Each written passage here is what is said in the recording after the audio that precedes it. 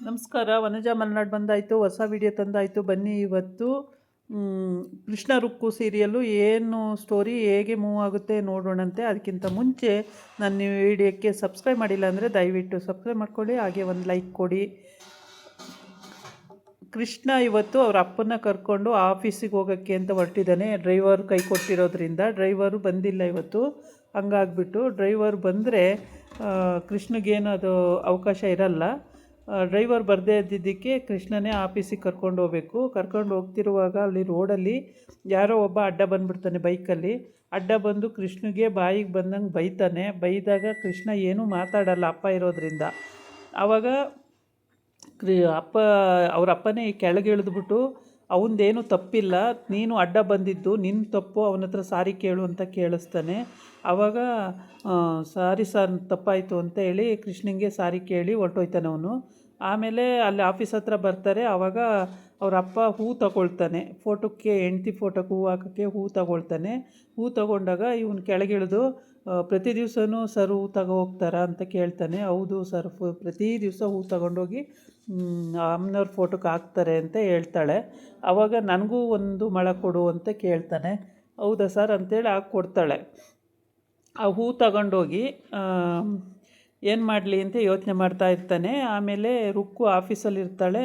ರುಕ್ಕುಗೆ ಆ ಹೂ ತೊಗೊಂಡೋಗಿ ಕೊಡಬೇಕು ಇವನು. ಆದರೆ ಹೇಗೆ ಕೊಡೋದು, ಬೈತಾಳೇನೋ, ಮತ್ತು ಏನಾದರೂ ಉಗಿದ್ಬಿಟ್ರೆ ಏನು ಮಾಡೋದು ಅಂತ ಇವನಿಗೆ ಭಯ ಹತ್ಕೊಂಡಿರುತ್ತೆ. ಆದರೂ ವಿಧಿ ಇಲ್ಲ, ತಗೊಂಡ್ಬಿಟ್ಟಿದ್ದಾನೆ. ಏನು ಮಾಡೋದು ಅಂಥೇಳಿ ಆಫೀಸಿಗೆ ತಗೊಂಡು ಹೋಗ್ತಾನೆ. ಅವಳಿಗೆ ಕೊಡೋ ಧೈರ್ಯ ಇಲ್ದಲೆ ಅವಳು ಟೇಬಲ್ ಮೇಲೆ ಸುಮ್ಮನೆ ತಗೊಂಡೋಗಿ ಇಡಕ್ಕೆ ಹೋಗ್ತಾನೆ. ಆವಾಗ ಇಡಕ್ಕೆ ಹೋಗ್ತಾನೆ. ಆವಾಗ ಅವಳು ನೋಡ್ತಾಳೆ, ಏನು ಕೃಷ್ಣ ಹೂ ತೊಗೊಂಡು ಬಂದಿದೀಯಾ ಅಂತ. ತೊಗೊಂಡು ಬಂದೆ ಸುಮ್ಮನೆ, ಬೇಕಾದರೆ ಇಟ್ಕೋ, ಬೇಡ ಅಂದರೆ ಡಸ್ಟ್ಬಿನ್ನಿಗೆ ಹಾಕ್ಬಿಡು ಅಂತ ಹೇಳ್ತಾನೆ. ಅದಕ್ಕೆ ಡಸ್ಟ್ಬಿನ್ನಿಗೆ ಹಾಕ್ತಾರೇನೋ ಹೂವು, ಅವನೇ ಹಾಕೋಕ್ಕೆ ಅಂತ ಎತ್ಕೋತಾನೆ. ಆವಾಗ ಡಸ್ಟ್ಬಿನ್ನಿಗೆ ಹಾಕ್ತಾರೇನೋ ಹೂವು, ಮುಡಿಯೋ ಹೂವನ್ನ ಡಸ್ಟ್ಬಿನ್ನಿಗೆ ಹಾಕ್ತೀನಿ ಅಂತ ಹೇಳ್ತೀಯ, ಕೊಡು ಇಲ್ಲಿ ನಾನು ಮುಡ್ಕೋತೀನಿ ಅಂತೇಳ್ಬಿಟ್ಟು ಇಸ್ಕೊಂಡು ಮುಡ್ಕೋತಾಳೆ. ಆವಾಗ ಅವನಿಗೆ ಖುಷಿ ಆಗುತ್ತೆ ಮುಡ್ಕೊಂಡಾಗ. ಆದ್ರೂ ಮುಡ್ಕೊಂಡ್ಲಲ್ಲ ಅಂತ ಒಂದು ಖುಷಿ ಆಗುತ್ತೆ.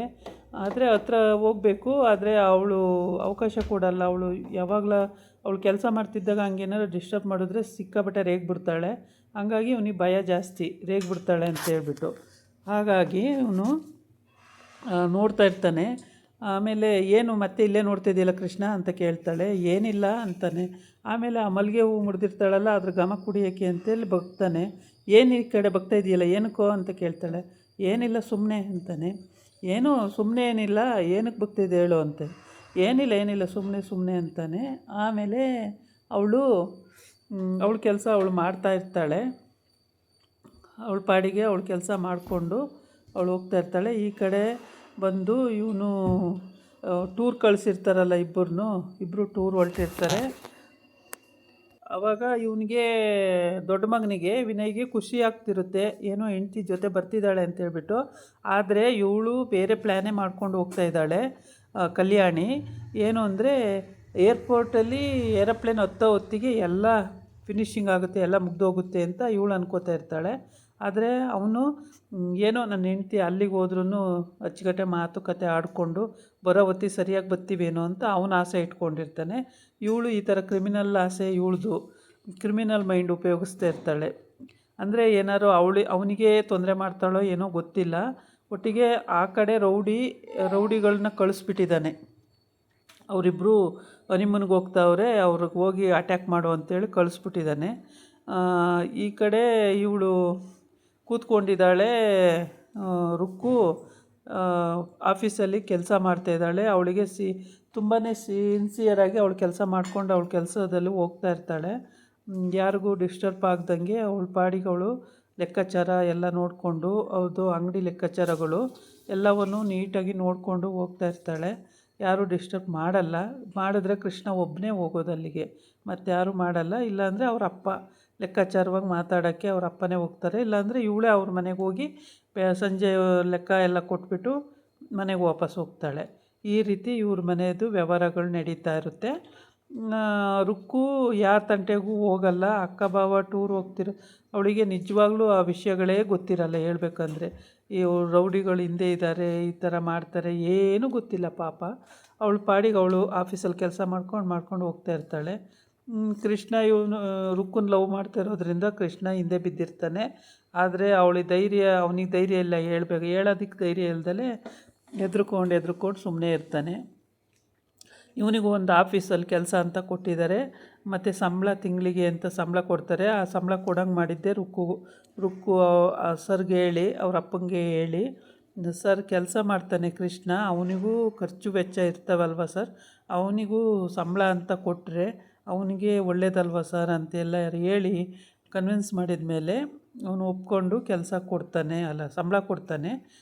ಸಂಬಳ ಕೊಟ್ಟಾಗ ಅವ್ರ ಅಪ್ಪ ಇವನು ಎಲ್ಲರಿಗೂ ಬಟ್ಟೆ, ಅಪ್ಪಂಗೂ ಬಟ್ಟೆ, ಮನೇಲಿ ಎಲ್ಲರಿಗೂ ಬಟ್ಟೆ ಫಸ್ಟ್ ಸಂಬಳದಲ್ಲಿ ಎಲ್ಲರಿಗೂ ತೊಗೊಂಡು ಬಂದಿರ್ತಾನೆ. ಎಲ್ಲರೂ ಖುಷಿಯಾಗಿ ತಗೋತಾರೆ. ಅಪ್ಪ ಕೊಡೋಕ್ಕೆ ಭಯ ಆಗಿರುತ್ತೆ ಇವನಿಗೆ, ಹೆಂಗೆ ಕೊಡೋದು ಅಂತ ಯೋಚನೆ ಮಾಡ್ತಿರ್ತಾನೆ. ಆದರೂ ಧೈರ್ಯ ಮಾಡಿ ಕೊಡ್ತಾನೆ. ಅಪ್ಪ ಕಸಕ್ಕಂತೂ ಹಾಕ್ಬಿಡಿಯಪ್ಪ, ಎಲ್ಲರೂ ಒಂದು ಮೂಲೆಗೆ ಇಟ್ಟಿರಿ ಅಪ್ಪ ಅಂತ ಹೇಳಿರ್ತಾನೆ. ಆಮೇಲೆ ಅವನು ಅದನ್ನು ಏನು ಅನ್ನಲ್ಲ ಹೂ ಅನ್ನಲ್ಲ, ಟೀಫೈ ಮೇಲೆ ಇಟ್ಟು ಅಷ್ಟು ಮಾತಾಡಿ ಹೋಗಿರ್ತಾನೆ. ಇವಳು ಇಷ್ಟು ಹೂಗಳು ತಗೊಂಡೋಗಿ ಅವನಿಗೆ ಕೊಡೋಕ್ಕೋಗಿ ಅವಳು ಮುಡ್ಕೊಳ್ಳೋದು, ಈ ಥರ ಇವಂದು ಯಾವಾಗಲೂ ಈ ಥರ ತುಂಟಾಟಗಳು ಆಡ್ತಾನೆ ಇರ್ತಾನೆ. ಆದರೆ ಅವಳು ಅದ್ರ ಬಗ್ಗೆ ಅಷ್ಟು ಕೇರ್ ತಗೊಳ್ಳೋದು. ಯಾವಾಗಲೂ ಒಂದೊಂದು ಸಲ ಅವನ ಜೊತೆ ಸೋಷಿಯಲಾಗಿ ಇರ್ತಾಳೆ, ಬಾಕಿ ಟೈಮೆಲ್ಲ ಶಿಸ್ತಾಗಿಯೇ ಸ್ಟ್ರಿಕ್ಟಾಗಿ ಕೆಲಸ ಮಾಡ್ಕೊಂಡು ಹೋಗ್ತಾ ಇರ್ತಾಳೆ. ಅವಳೇನದಕ್ಕೇನು ಕೇರ್ ಮಾಡಲ್ಲ, ಬಂದರೂ ಕೇರ್ ಮಾಡಲ್ಲ, ಹೋದ್ರೂ ಕೇರ್ ಮಾಡಲ್ಲ, ಅವಳ ಪಾಡಿಗೆ ಅವಳು ಕೆಲಸ ಮಾಡ್ತಾಯಿರ್ತಾಳೆ. ಹಾಗಾಗಿ ಏನು ತೊಂದರೆ ಇಲ್ದಂಗೆ ಅವಳ ಪಾಡಿಗೆ ಅವಳು ಕೆಲಸ ಮಾಡಿಕೊಂಡು ನೀಟಾಗಿ ಹೋಗ್ತಾ ಇದ್ದಾಳೆ. ಕೃಷ್ಣನೂ ಅಷ್ಟೇ, ಅವನಿಗೆ ಕೊಟ್ಟಿರೋ ಕೆಲಸನ ಅವ್ನು ನೀಟಾಗಿ ಮಾಡ್ಕೊಂಡು ಹೋಗ್ತಾ ಇದ್ದಾನೆ. ಇದಾಗಿತ್ತು ಇವತ್ತಿನ ವಿಡಿಯೋ. ನಾಳೆ ಇನ್ನೊಂದು ವಿಡಿಯೋ ಜೊತೆ ಬರ್ತೀನಿ. ನಮಸ್ಕಾರ.